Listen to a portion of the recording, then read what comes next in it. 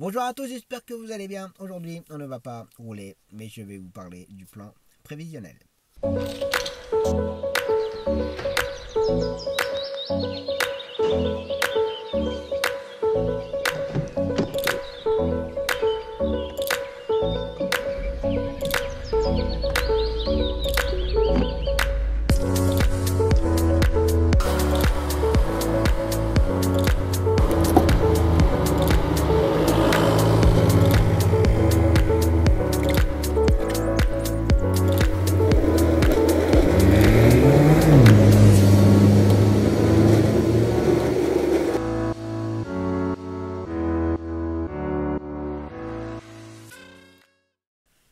Alors, à quoi sert un plan prévisionnel?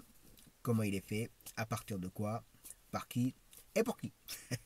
Alors, le plan prévisionnel, comment il est fait? Alors déjà, je vais vous présenter le mien. Donc ça sous forme de... Voilà. Alors, c'est la présentation de mon comptable, hein, d'accord? Et dedans, il y a plein de pages et avec plein de tableaux, plein de chiffres. D'accord. Donc, comme toujours, je vais vous donner des exemples, surtout par rapport à mon activité. Et le plan prévisionnel, bien entendu, je vais l'expliquer en fonction du taxi. Dans d'autres domaines de métier, c'est à peu près le même principe. D'accord. Donc, pourquoi on fait un plan prévisionnel? Euh, Quand vous souhaitez racheter une licence, on part du principe qu'il vous faut un emprunt pour pouvoir acheter une licence. Et pour demander un emprunt à votre banquier, il lui faut un plan prévisionnel. À quoi ça va lui servir? En fait, c'est juste pour montrer que l'activité que vous souhaitez racheter, qu'en général, quand vous rachetez une licence, c'est qu'il y a déjà, elle est déjà en activité. Euh, Même si vous rachetez une activité, ils vont considérer que vous créez une société quand même, d'accord? Même si la licence, elle est déjà en activité. C'est un peu complexe, hein, mais voilà, c'est un peu bizarre comme explication, mais c'est ça. Que la licence, elle est déjà en activité, vous souhaitez racheter son activité, mais en fait, compte, vous créez une activité, d'accord? Vous créez une société. Enfin bref, c'est comme ça. Du coup, pour pouvoir avoir un emprunt, le banquier a besoin d'un plan prévisionnel pour montrer que, ben voilà, en achetant cette licence-là, avec l'activité qu'il y a actuellement dessus, la liste des clients qu'il y a avec, voilà ce que ça va me coûter en charge et combien je vais toucher en chiffre d'affaires, le bénéfice et toutes ces choses-là. Pour pouvoir, entre guillemets, rassurer le banquier. Mais bon, pas toujours le cas. Donc il vous faut un plan prévisionnel. Maintenant, le plan prévisionnel, il est basé sur quoi? Quand vous rachetez une licence à quelqu'un, si vous avez pour projet de racheter à quelqu'un, il faut impérativement que vous lui demandez ses bilans. Il faut en général lui demander ses deux voire trois derniers bilans.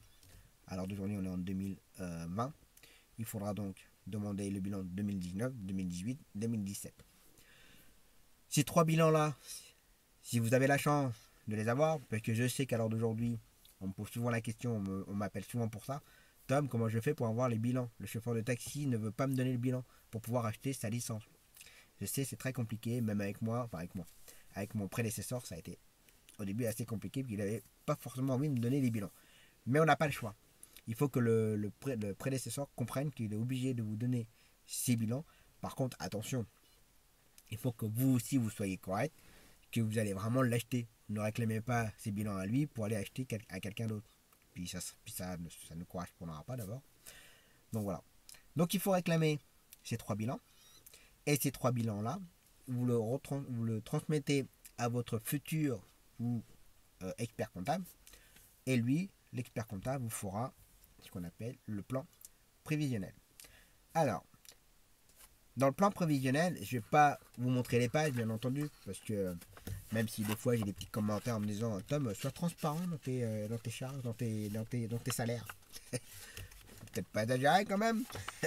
Donc voilà. Alors, qu'est-ce que vous allez trouver déjà dans le prévisionnel? Vous allez avoir ce qu'on appelle un investissement et financement. Alors, je vous fais voir vite fait le tableau, tac tac, voilà. Donc ça donne le prix de la licence, par exemple. Ça donne tout ça. Ensuite, ça vous donne à peu près les charges que vous allez avoir une fois que vous aurez acheté la licence. En fait, je vais faire plus simple. En fait, les trois bilans, il va les rassembler. il va faire une moyenne de tout ça. Et en fonction ce que votre prédécesseur dépense actuellement en charge, donc l'essence, l'assurance, les péages, l'URSSAF, voilà, tout ce qu'il a à payer pour faire fonctionner son entreprise, il va tous les assembler et il va assembler tout son chiffre d'affaires. Et avec tout ceci, il va vous sortir un plan prévisionnel et avec ceci, ça vous dira si ce que vous rachetez est totalement fiable et que ça insistera au banquier de dire oui, c'est bon, vous pouvez faire confiance au projet de monsieur, regarde, mon exemple par exemple, au projet de monsieur Tom. Vous pouvez lui faire confiance, vous pouvez lui prêter l'argent. D'accord. En fait, c'est ça. C'est un gros résumé de ce que je viens de vous faire. Mais je vais quand même vous donner quelques lignes. Bon, ça va peut-être un petit peu long de tout vous dire, mais par exemple, j'ai l'introduction, enfin le sommaire. J'ai l'introduction, donc la note de l'expert comptable. Donc l'expert comptable, il va résumer le projet de la personne. Je prends mon cas. Monsieur Thomas Talbot crée une SAS, ma nouvelle société, au nom de Taxi Petit Homme. Voilà, comme ça vous connaissez tout. A pour projet de racheter la licence à telle personne, le lieu de la licence, au prix de, et qu'il souhaiterait faire ceci. Donc voilà. Après, donc la présentation du projet et structure juridique. Donc structure juridique, si vous êtes en entreprise individuelle, en SAS, en EURL. Alors, on me demande souvent, Tom, tu peux me conseiller quel statut prendre. J'avoue, je ne suis pas à l'aise du tout avec ça. J'ai pas forcément envie de vous dire des bêtises, parce que peut-être déjà de temps en temps, j'en dis peut-être, sans faire exprès d'ailleurs, bien sûr. Et voilà, je suis pas forcément à l'aise de vous expliquer ça. Alors un jour, je ferai une vidéo, mais ça sera vraiment très résumé, parce que je suis pas du tout à l'aise là-dedans. D'ailleurs, pour la statut juridique de cette nouvelle société que je viens de créer, le SAS, c'est mon expert comptable qui me l'a conseillé. Il me dit voilà, il faudra faire ça, parce que vous ferez ça, vous ferez ça, vous ferez ça, vous ferez ça. Voilà. Donc, description du projet, l'investissement et financement, chiffre d'affaires prévisionnel. Donc, comme je vous ai dit, il va rassembler tous les chiffres d'affaires que votre prédécesseur aura fait. Donc, ça va donner le plan, enfin les chiffres d'affaires prévisionnels. Le salaire et les charges. Donc, comme je vous ai dit, il va rassembler toutes les charges qu'il paye actuellement votre prédécesseur. Voilà, gasoil, péage, restaurant, hôtel, si y a un déplacement, entretien du véhicule, loyer du véhicule si c'est en prêt ou en location. Enfin voilà, il y a plein de trucs comme ça qui va rassembler. Les frais généraux, compte de résultat prévisionnel, seul intermédiaire, capacité d'autofinancement. Donc ça veut dire que capacité d'autofinancement, ça veut dire que le bénéfice que vous allez faire, ça payera déjà largement le prêt de la licence. C'est déjà ça. Ratio d'exploitation, seuil de rentabilité, besoin en fonds de roulement. Alors il y a des choses que je vais facilement vous expliquer, il y a des choses, voilà, attention. Besoin en fonds de roulement, donc tous les mois il faut impérativement que vous ayez tant d'argent sur votre compte pour ne pas être dans le rouge, même si malheureusement ça peut arriver assez souvent, les retards de paiement de la sécu, retard de paiement des clients, retard de paiement de tout ce que vous voulez, mais pour l'instant là vous derrière vous continuez toujours à payer, ça peut arriver. Un gros coup dur, la voiture qui tombe en panne, pas de voiture pendant 3-4 semaines, ça peut arriver, ça m'est arrivé, donc tout peut arriver. Donc il faut prévoir une somme d'argent sur votre compte tous les mois. Plan de financement, état de trésorerie, bilan prévisionnel, ratio de structure, synthèse. Donc vous retrouvez en fait tout ça. Il y avait tous ces menus là. Je peux pas tout vous montrer, hein, mais voilà, vous avez un petit tableau, enfin il y a plein de tableaux en fait, et alors pour nous c'est un peu, enfin même moi qui a fait de la compta, il y a des choses qui sont un peu charabia. Il y a même des livres pour moi où je trouve que ça ne sert strictement à rien du tout. Enfin bref. Donc voilà. Donc l'expert comptable fait ceci et ensuite vous le récupérez, le plan prévisionnel, et vous le présentez à votre banquier. Maintenant, le banquier, quand il voit le plan prévisionnel, il va dire ouais, pas de souci, ça se passe super bien. Sauf qu'il vous faudra quand même un apport. Alors je vous le dis parce que en même temps je vais vous expliquer par rapport à mon projet. Ma première licence que j'ai achetée, bon voilà, tout le monde commence à connaître le prix de ma licence. Je l'ai rachetée à 125 000 euros, ma licence. J'ai eu un apport extrêmement important grâce aux aides de la famille. J'ai eu un apport extrêmement important pour que mon prêt ne soit pas trop important, parce qu'après les mensualités sont énormes. Donc du coup, j'avais un apport extrêmement important. Du coup, pour ma deuxième licence, avec cette même banque, je lui ai dit, je fais écouter, par contre, moi, il n'y aura pas d'apport, parce que j'estime que j'ai apporté assez d'apport. J'estime que vous savez comment je fonctionne. Vous savez que l'activité sera nickel, ça va tenir carré. Donc, je n'ai pas besoin d'apporter d'apport. Et malheureusement, ma banque actuelle n'a pas voulu le suivre parce que il n'y avait pas d'apport. Donc, malgré que vous fassiez un plan prévisionnel, c'est toujours très compliqué. Donc voilà, grâce à la nouvelle banque, la banque CIC, qui me suit maintenant, et qui m'a dit je vous suis parce que vous connaissez l'activité, vous êtes déjà dans ce milieu-là, donc j'estime que vous n'avez pas besoin de faire un apport, on vous suit et on vous fait totalement confiance. Donc voilà pour le plan prévisionnel. Alors, pour ma part, je l'ai fait avec un expert comptable, parce que je voulais pas m'enquiquiner avec ça. Manque de temps, et puis c'est des chiffres, hein, d'accord. D'ailleurs, ce qui est dommage, ce que j'ai dit souvent, c'est que